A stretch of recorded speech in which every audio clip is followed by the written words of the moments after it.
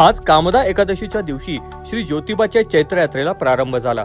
प्रत्येक वर्षाप्रमाणे यावर्षीही बेळगावच्या सासनकाठीचे आज ज्योतिबा डोंगरावर चांगभलच्या गजरात आगमन झाले। ढोल ताशे, पिपाणी आणि चांगभलच्या गजरात अवघा ज्योतिबा डोंगर निनादून निघाला।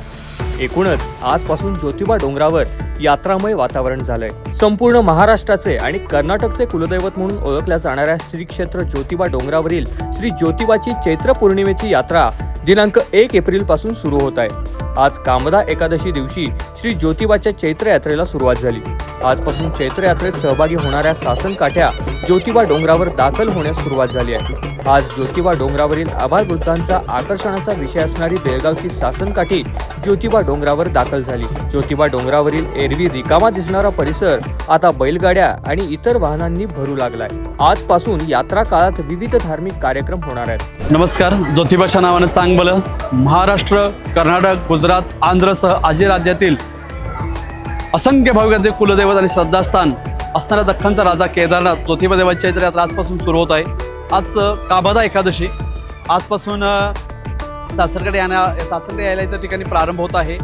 आज पहाटे मंदिरामध्ये पहाटे 4 वाजता घंटानाद होऊन श्रींचे मंदिर दर्शनाची खुले करण्यात आले। पहाटे 4 ते 5:30 काकड आरती, पाद्यपूजा, मुखमार्जन, त्यानंतर 8 ते 9 श्रींना पंचामृत अभिषेक संपन्न झाला। 9 वाजता आरती झाल्यानंतर 9 ते 10 श्रींची बैठी अलंकार पूजा बांधण्यात आली। त्यानंतर 10:30 ते 12 धूप आरती संपन्न झाली। आता दुपारी परत स्नान होईल। त्यानंतर एकादशी निमित्त श्रींची विठ्ठल रूपातील पूजा बांधली जाईल। उद्या परत द्वादशी श्रींना नैवेद्य अर्पण करण्यासाठी भाविक गर्दी करतील पुजाऱ्यांच्या घरी। त्याचबरोबर 31, 1 आणि 2 एप्रिल या दिवशी मंदिर 3 दिवस भाविक भक्तांसाठी दर्शन अवरात्र खुले राहील। चैत्राचा मुख्य दिवस हा आपला 1 एप्रिल आहे। त्या दिवशी पहाटे 3 वाजता घंटानाद होईल। त्यानंतर 3 ते 5 पाद्यपूजा, मुखमार्जन, काकड आरती संपन्न होईल। 5 ते 6 श्रींना पंचामृत अभिषेक, महाभिषेक पन्हाळचे तहसीलदार यांच्या हस्ते शासकीय महाभिषेक संपन्न होईल। 6 ते 8 श्रींची बैठी अलंकार सरदारी पूजा बांधली जाईल। परत त्यानंतर 10:30 ते 12 धूप आरती होईल। 1 वाजता सासरकाठी मिरवणुकींना प्रारंभ होईल। पालकमंत्र्याचे पहिल्या मानाच्या सासरकाठी पूजन होऊन सासरकाठी यमाई मंदिराकडे प्रस्थान करतील। त्यानंतर सायंकाळी 5:30 वाजता तोपेची सलामी होऊन पालखीचे श्रींच्या मंदिरातून यमाई मंदिराकडे प्रस्थान होईल। त्यानंतर पहिला विसावा, दुसरा विसावा सड्यावरील पागोदावरती होईल। त्यानंतर सूर्यास्त झाल्यानंतर दिवटीच्या प्रकाशामध्ये पालखी यमाई मंदिराकडे प्रस्थान करेल।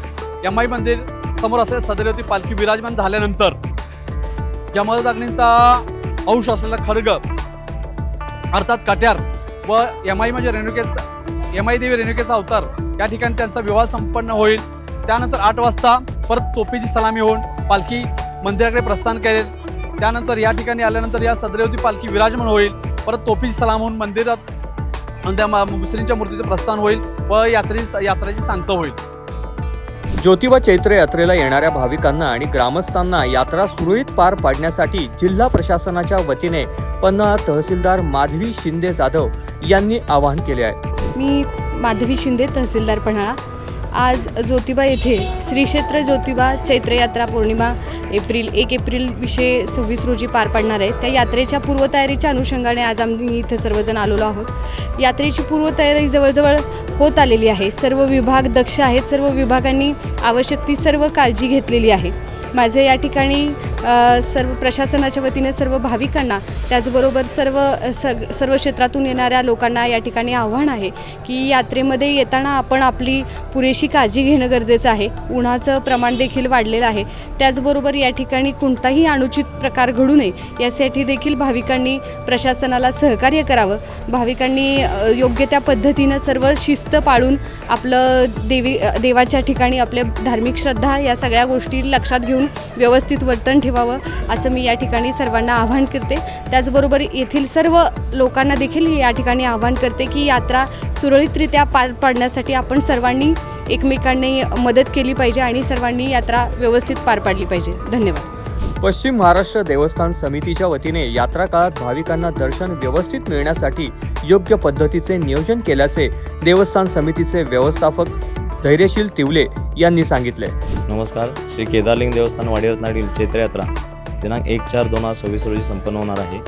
या यात्रेच्या अनुषंगाने जिल्हा प्रशासनाच्या वतीने तसेच देवस्थान समितीच्या वतीने यात्रा एकदम सुलभरित्या आणि त्यामध्ये भाविकांना कोणताही त्रास होणार नाही या दृष्टीने सगळी व्यवस्था सुरू आहे. त्यामध्ये दर्शन मंडप असेल, पार्किंगची व्यवस्था असेल, तसेच तात्पुरते शौचालय असतील. त्यानंतर भाविकांना पार्किंगपासून ज्योतिबा देवस्थानकडे येण्यासाठी मोफत बसेसची सेवा असेल.